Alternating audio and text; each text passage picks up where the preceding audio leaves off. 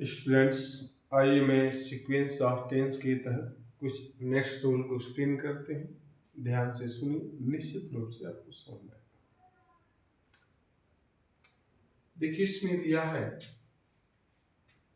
यदि principal clause में verb present या फ्यूचर टेंस में हो तो सबऑर्डिनेट क्लॉज में वर्ब किसी भी टेंस में हो सकती है। ठीक है, इससे आपको अगर क्लियर हो रहा है तो ठीक है, नहीं तो आइए इसमें हम आपको बता देते हैं। बहुत आसान है। इसमें दिया है प्रिंसिपल क्लॉज। प्रिंसिपल क्लॉज से आपको शंका होता होगा, जो हमारा कंजक्शन दिया होता है। देखिए, दैट दिया है, कंजक्शन है। क्या है? कंजक्शन। ये हमारा दैट क्या है? कंजक्शन है। इसमें भी दैट कंजक्शन है, इसमें दैट कंजक्शन है, दैट कंजक्शन है और दैट कंजक्शन। अब इस दैट से पहले जो हमारी वर्ब आ रही सेंटेंस ही सेज, इसको क्या बोलते हैं? प्रिंसिपल क्लॉज बोलते हैं। क्या बोलते हैं? Principal clause. तो वही दिया है कि प्रिंसिपल क्लॉज की जो वर्ब है प्रेजेंट में हो या फ्यूचर में हो। तो देखिए, इसमें सेज दिया है, प्रेजेंट में है। इसमें भी सेज दिया है, प्रेजेंट में है। लेकिन इसमें विल से दिया है, ये फ्यूचर हो जाएगा। विल से दिया है, फ्यूचर हो जाएगा। इसमें भी विल से दिया है, फ्यूचर है। तो इसमें दिया गया है कि जो हमारा जो प्रिंसिपल क्लॉज की जो वर्ब दी गई है, अगर वो प्रेजेंट में हो या फ्यूचर में हो, तो देखिए प्रेजेंट में दे दिया गया है, ये तीनों फ्यूचर में है। तो प्रेजेंट में हो या फ्यूचर में हो, तो जो हमारा सबऑर्डिनेट क्लॉज की जो वर्ब होगी वह जो है वो किसी भी टेंस में हो सकती है। राइट, ये आपको समझना है। यहां इज दिया है, सॉरी, ये दिया आपका, देखिए ही डिड नॉट लाइक, ये आपका पास्ट इंडिकेट। विल पास दिया गया है, ये आपका क्या है? और फ्यूचर है। तो इसमें हम आपको ये बताना चाह रहे हैं कि अगर हमारा प्रिंसिपल क्लॉज प्रेजेंट में हो या फ्यूचर में हो, तो हमारा सबऑर्डिनेट क्लॉज की जो वर्ब होगी वो किसी भी टेंस में हो सकती है, उसमें कोई बाउंडेशन नहीं होता है। तो आइए देखते हैं पहले वाले को। He says that she pass the examination. तो ही सेज प्रिंसिपल क्लॉज है, दैट कंजक्शन हो गया। और यहां से लेकर के आपका ये जो सेंटेंस दी गई है, बल्कि इसमें दैट भी आ जाएगा, ये हमारा सबऑर्डिनेट क्लॉज है और यह किसी भी टेंस में हो सकता है। तो देखिए, हमारा जो वर्ब है ये पास्ट, ये क्या है? Past tense. दूसरा दे दिया गया आपको थोड़ा ये नंबरिंग कर दे। दूसरा दिया, he says that she will come tomorrow. वह कहती है कि वह कल आएगी। तो हमारा जो प्रिंसिपल क्लॉज जो दिया गया है, ही सेज, ये प्रेजेंट में है, दैट कंजक्शन है, शी विल कम टुमारो, यह सेंटेंस हमारी किसमें है? फ्यूचर में। फ्यूचर इंडेफिनिट, किसी भी टेंस में तक कोई भी टेंस हो सकता है। ये लिखा है राम विल से, ये फ्यूचर में है।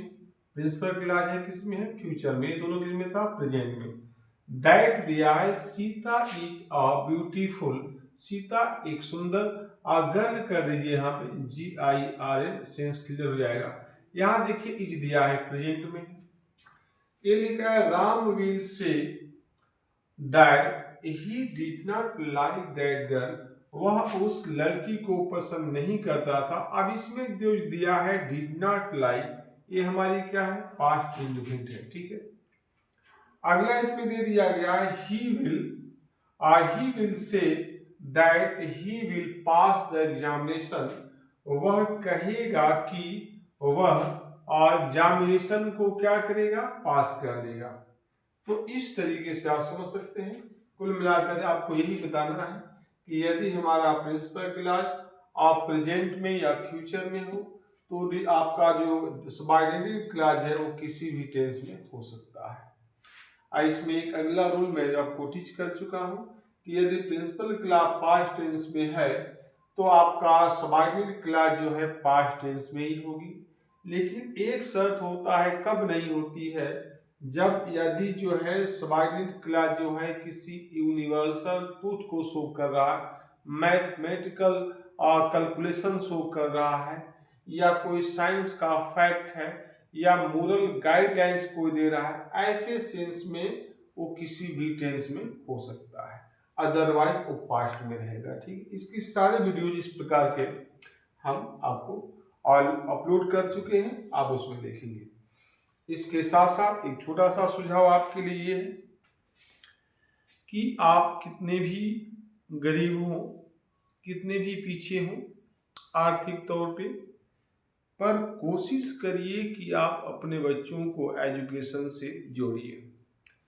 बच्चे जितने हायर एजुकेशन को रिसीव करेंगे, प्राप्त करेंगे, उसके वजह से वे अपने जीवन में, आपके जीवन में हर हाल में बदलने में सक्षम होंगे और गरीबी से लड़ पाएंगे। इस वजह से मैं आपसे यही निवेदन करना चाहूँगा कि आप सब कुछ एक तरफ छोड़ दीजिए, लेकिन पढ़ाई से कोई कंप्रोमाइज़ मत करिए। बच्चों को पढ़ने दीजिए, मेल हो या फीमेल, यानी गर्ल हो या बॉय, उनको हायर एजुकेशन उनको दिलवाएं।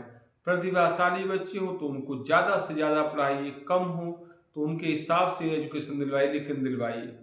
क्योंकि अगर वे एजुकेशन नहीं प्राप्त करते तो गरीबी से लड़ने में सक्षम नहीं हो पाएंगे, और यह सबसे बड़ा हथियार है। इस वजह से एजुकेशन को आप हर हाल में हर बच्चों तक पहुंचाइए। यही कारण है कि मैं इस वीडियोज़ के माध्यम से बहुत सारे ऐसे फैक्ट आपकी इसमें अपलोड कर रखे हैं, उसको पढ़िए, देखिए। हमारा भी यही प्रयास है कि हम उन जन तक, उन बच्चों तक पहुंचाए एजुकेशन जो एजुकेशन के लिए संघर्षशील है। इसमें कोई चार्ज नहीं, आपको सहयोग बस यही करना है कि आप इस वीडियोज़ को या इस प्रकार की और भी सारी वीडियोज़ हैं, इनको मैक्सिमम बच्चों तक शेयर करिए।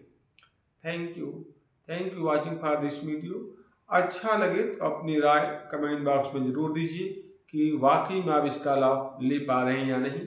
अगर नहीं ले पा रहे, नहीं मिल पा रहा है तो क्यों, कहाँ पे मिसिंग चल रही है, उसको कमेंट बॉक्स में अवश्य अपनी बात रखिए। Thank you watching for this video.